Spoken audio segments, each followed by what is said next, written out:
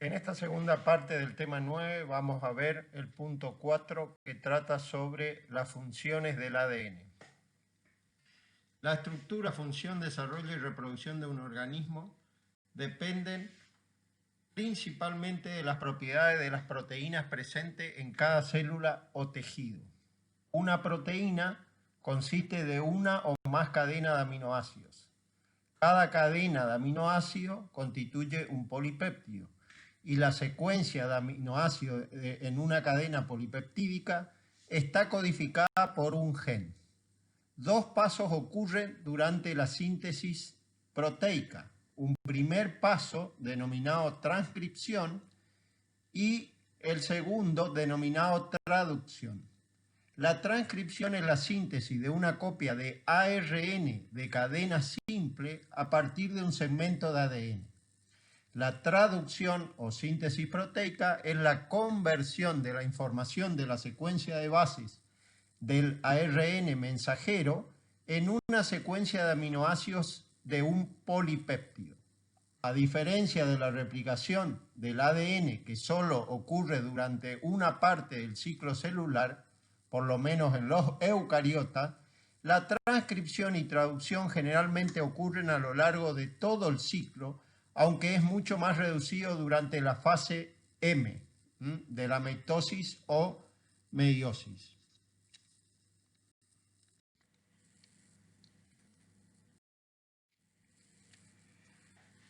Bien, antes de empezar a describir el proceso de transcripción, vamos a ver cuáles son las características y los diferentes tipos de ARN que existen en la célula. El ARN es una molécula de cadena simple, a diferencia del ADN, que es una molécula doble cadena.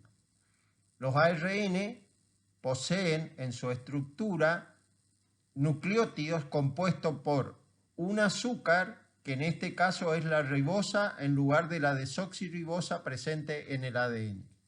Por otra parte, dentro de las bases nitrogenadas, a diferencia de la timina presente en el ADN, en los ARN existe la base pirimídica uracilo.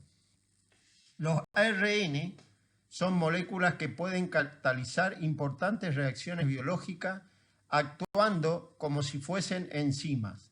De allí que se las conoce con el nombre de ribosimas. Existen 5 tipos diferentes de moléculas de ARN. Primero tenemos el ARN mensajero, simbolizado con la letra ARN M minúscula, que codifican la secuencia de aminoácidos de un polipéptido. Es decir, los ARN mensajeros son los transcriptos de los genes que codifican proteínas o los denominados genes estructurales. El segundo tipo o variante son los ARN ribosómicos, que junto a proteínas ribosomales constituyen los ribosomas. El tercer tipo es el ARN de transferencia, donde llevan los aminoácidos a los ribosomas durante el proceso de la síntesis proteica o traducción. El cuarto tipo de ARN son los denominados ARN nucleares pequeños, que junto a proteína forman complejos que son utilizados durante el procesamiento de los ARN mensajeros de los genes eucariotas. Y en quinto lugar, están los denominados ARN citoplasmáticos pequeños, que están encargados de dirigir el tráfico de las proteínas en el citoplasma.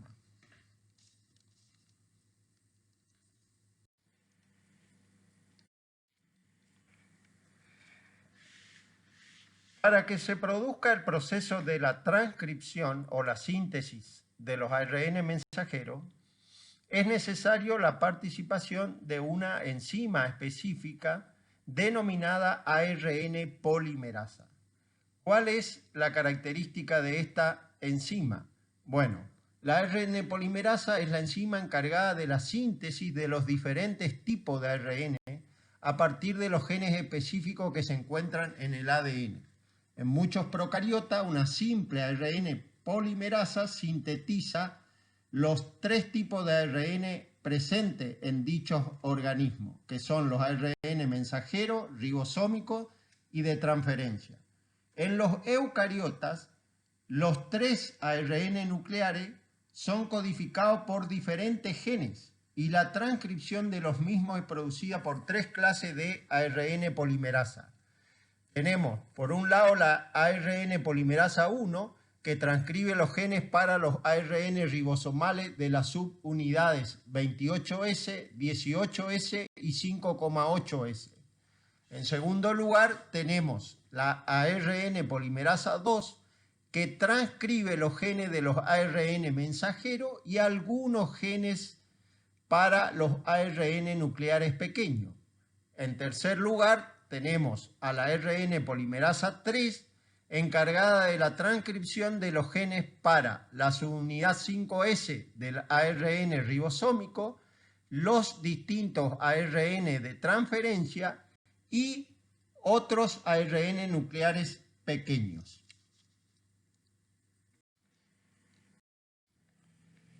En procariotas, la ARN polimerasa es una enzima compuesta por un complejo de varias subunidades proteicas.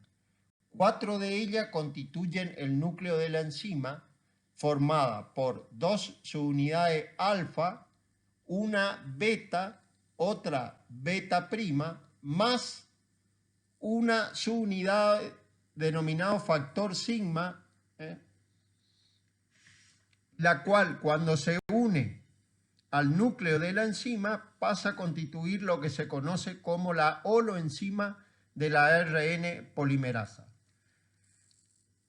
En la figura de abajo podemos observar cómo se produce la transcripción simultánea de 2 genes distintos a partir de moldes diferentes de la doble hélice. En el gen 1, el molde sobre el cual se va a transcribir el ARN mensajero es la cadena de abajo, que se sintetiza siempre en dirección 5', 3'. Acá tenemos a la enzima ARN polimerasa que está sintetizando sobre la cadena de abajo. En el gen 2 vemos que la síntesis se produce a partir del molde de la cadena de arriba, que como tiene orientación opuesta a la cadena de abajo, el sentido de síntesis va a ser diferente a la del gen 1. Acá el sentido de síntesis va 5', 3'.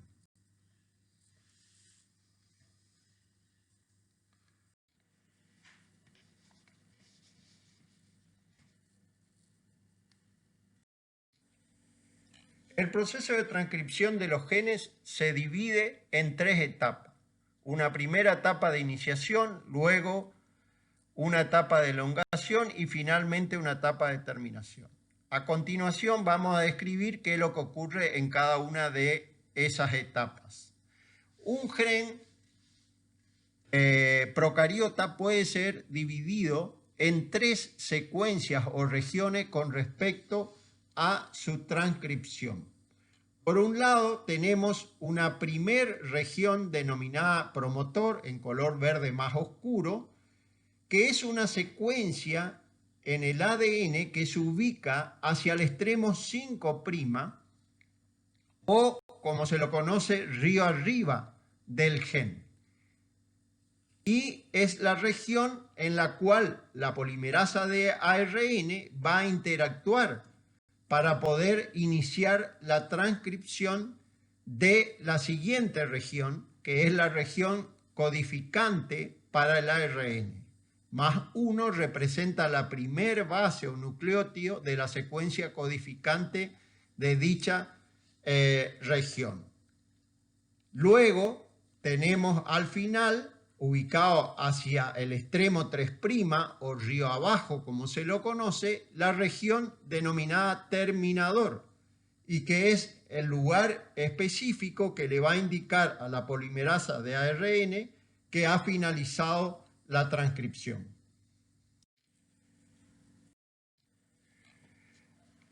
La región del ADN que señala la iniciación de la transcripción en los procariotas se denomina promotor, como vimos en la descripción del gen en la diapositiva anterior. Es la región que se encuentra ubicada cercana al inicio de la región transcripta, hacia el extremo 5' o río arriba, como habíamos mencionado. En los promotores de los genes de Escherichia coli existen dos secuencias de ADN que son críticas para especificar el inicio de la transcripción. Estas secuencias son encontradas a menos 35 pares de base y a menos 10 pares de base río arriba, es decir, hacia el extremo 5' del inicio de la transcripción, o de la base más 1, que es la primer base de la secuencia codificante del ARN. La secuencia consenso, que es la secuencia encontrada más frecuentemente en cada posición, tanto para la región menos 35 como para la región menos 10, se caracteriza por tener una secuencia de pares de bases que se repite en diferentes tipos de promotores de distintos genes de Escherichia coli. Como hemos representado acá, resaltado en color amarillo, la secuencia consenso para la región menos 35 normalmente está compuesta por TTG, que son 3 bases que se repiten en esa posición en la mayoría de los promotores. En Escherichia coli luego tenemos las bases ACA, que son bases que también están presentes en muchos promotores en dicha posición, pero que pueden cambiar. Y finalmente T, digamos que también es una base que se repite, pero que podría cambiar en alguno de los promotores. Luego, en la región menos 10 tenemos la secuencia consenso, que se repite en muchos promotores de genes de Escherichia coli, compuesta por TA, que están en color negro y resaltado en negrita, que son las dos bases que se repiten en la mayoría de los promotores en dicha posición. Luego tenemos TAA, que son bases que pueden cambiar, pero que están presentes en muchos promotores en dicha región. Y finalmente la T, que en dicha posición se repite en la mayoría de los promotores. Más 1 representa la primer base o nucleótido de la región codificante que va a ser transcripta luego en una molécula de ARN mensajero.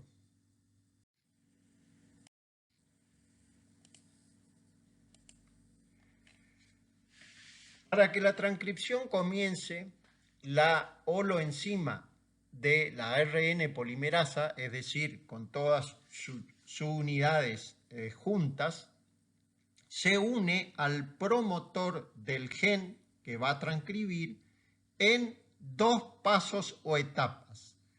Primero se une débilmente a la región denominada menos 35 y que vimos anteriormente del promotor, formando un complejo, el cual se denomina complejo de promotor cerrado, que vemos acá en la figura B. Luego, la holoenzima se va a unir más fuertemente a la región menos 10 del promotor, de tal manera que se va a producir la liberación del factor sigma, la doble hélice se va a desenrollar, se va a formar la denominada burbuja de transcripción, y a partir de ese momento va a comenzar la transcripción de la región codificante del gen. Luego de iniciar la transcripción, como mencionamos previamente, el factor sigma, al disociarse de la ARN polimerasa, deja que el núcleo de la enzima continúe con la transcripción. a medida que la RN polimerasa se mueve a lo largo del ADN, como vemos acá, representada la enzima por el círculo de color rojo, esta va desenrollando el ADN por delante y vuelve a enrollarlo por detrás del segmento ya sintetizado, formando lo que se denomina la burbuja de transcripción, que es esta región de cadena simple. En la burbuja, la polimerasa monitorea la unión de los ribonucleósidos trifosfato libre a las bases expuestas sobre el ADN molde, como vemos acá. Este sería el ADN molde sobre el cual se está sintetizando, y si hay complementariedad de base, se produce el apareamiento y de esa forma avanza la síntesis de la molécula de ARN mensajero. La transcripción de un gen individual es terminada mediante el reconocimiento de secuencias de nucleótidos especiales que actúan como una señal para la terminación de la cadena. Existen dos mecanismos para la terminación de la transcripción, uno directo o independiente del factor proteico Rho y otro indirecto o dependiente de Rho. En el mecanismo directo, que se observa acá en esta figura, la secuencia terminadora contiene alrededor de 40 pares de bases, representado acá en la secuencia de la cadena molde del ADN sobre la cual se va a sintetizar el transcripto o el ARN mensajero. Esa secuencia de terminación es rica en GC, como vemos acá en las dos regiones representadas en color fucsia.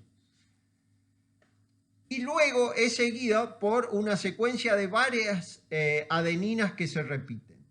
Debido a que G y C en el molde se van a transcribir como C y G en el transcripto, que son las bases complementarias, luego esas regiones en color amarillo que tienen repeticiones de guanina y citosina o citosina y guanina, van a poder formar enlaces de hidrógenos complementarios con cada una de sus bases, resultando en la formación de un bucle en horquilla. Fíjense, acá tenemos las dos regiones que se van a aparear por complementariedad de bases ricas en CG, y luego tenemos lazo propiamente dicho de la secuencia representada en color verde, donde no hay complementariedad entre las bases. Finalmente, en el extremo o la cola 3', tenemos la repetición de uracilos, que sirven de señales para la liberación de la RN polimerasa y la terminación de la transcripción. En esta región rica en GC, donde se produce la complementariedad de bases y se forma la horquilla, fíjense que acá están indicados que si ocurren mutaciones en dichas regiones, son críticas para alterar la terminación de la transcripción.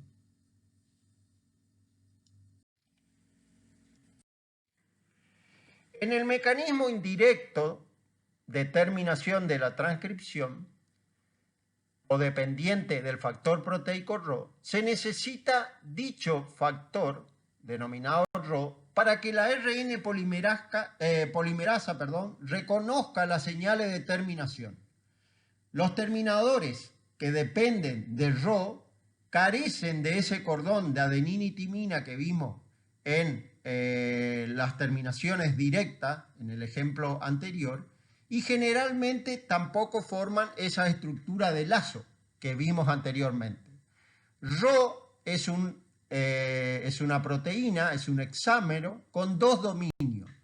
Un dominio se une al ARN y el otro, un dominio se une al ARN que se está sintetizando y el otro se une a el ATP, que es un compuesto, como vemos acá, es un compuesto activador, un compuesto energético activador, de tal manera que queda activado el factor proteico.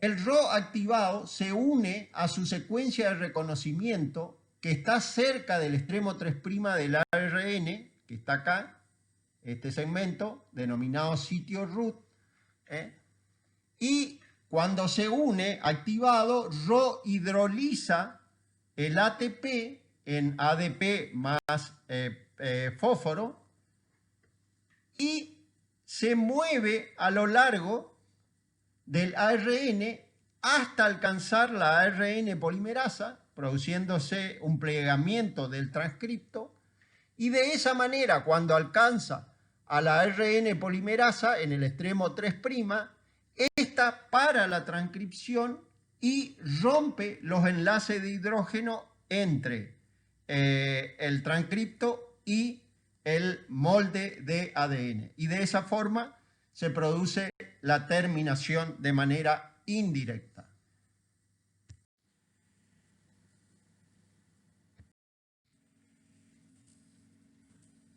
La transcripción en eucariota es un proceso más complicado que en procariota, ya que estos poseen 3 clases de ARN polimerasa diferente y además el transcripto debe ser procesado previamente antes de salir del núcleo al citoplasma para poder convertirse en funcional.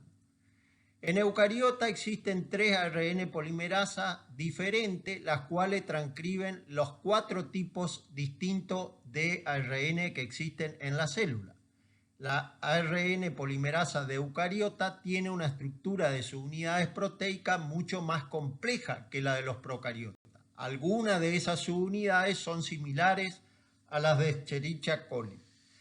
La ARN polimerasa 2 es la encargada de transcribir los genes que codifican proteínas, es decir, los ARN mensajeros. El producto de la transcripción en genes eucariota es un precursor del ARN mensajero denominado transcripto primario o pre-ARN mensajero.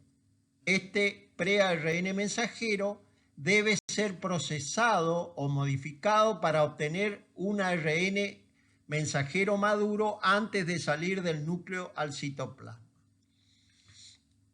Primero se le incorpora en el extremo 5', acá en esta posición, una caperuza o un capuchón de un residuo de una base denominada 7-metilguanosina. Y en el extremo 3', en esta posición, se le incorpora una cola de residuos de adenina, denominada cola poli-A, que contiene entre 150 a 200 bases repetidas de adenina.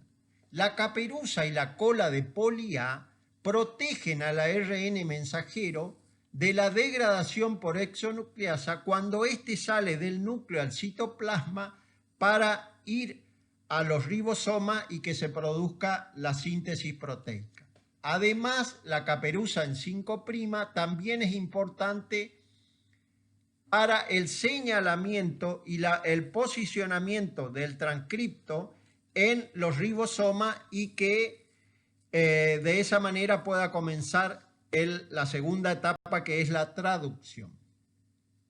Por otra parte, en el procesamiento de el transcripto primario dentro del núcleo debe producirse la eliminación de los intrones. Los intrones son secuencias no codificantes de un gen que contiene el transcripto primario, el cual no va a ser luego traducido en aminoácidos.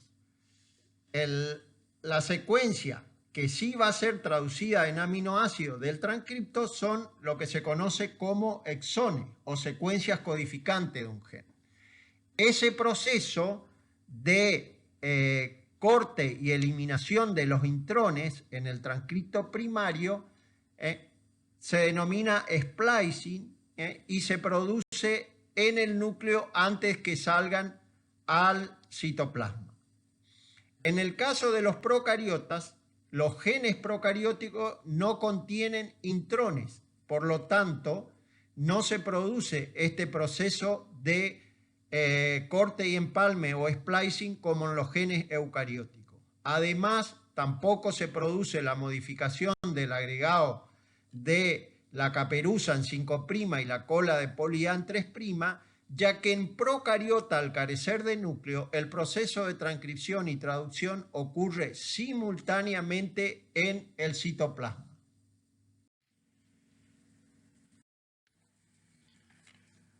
Los genes eucarióticos están compuestos por dos secuencias. Una secuencia codificante, la cual va a ser posteriormente traducida en una secuencia de aminoácidos, que son los denominados exones, y una secuencia no codificante, que no va a ser traducida en aminoácidos, denominados intrones. Los genes, cuando son transcriptos primariamente a partir del ADN, se transcriben tanto con sus exones como sus intrones, que están intercalados. Acá en esta figura podemos ver cómo está constituido el gen de la albúmina del huevo, donde vemos que la línea de color rojo, representada por diferentes números, corresponde a los exones, es decir, las secuencias codificantes, mientras que la figura en color azul, representada en letra, representan los intrones que están intercalados. Acá tenemos la representación lineal del gen de la albúmina del huevo, donde tiene una longitud total de 7.700 pares de base, donde los segmentos representados con números son los exones, donde debajo están el número de nucleótidos que corresponde a cada uno de ellos, y las regiones en color celeste son los intrones. En la figura de la derecha podemos ver nuevamente a el gen de la albúmina del huevo. Este sería el gen en el ADN. Acá podemos ver el transcripto primario, que es sintetizado a partir de dicho gen, donde todos los segmentos, tanto exones como intrones, son transcriptos. Luego viene el proceso de modificación, donde se le agrega la caperuza en 5' y la cola de poli-A en 3', y posteriormente, en el proceso de modificación del transcripto primario, se produce el corte y empalme, es decir, la eliminación de los intrones, de tal manera que únicamente queden en el transcripto maduro las secuencias codificantes, las cuales van a ser traducidas en aminoácidos.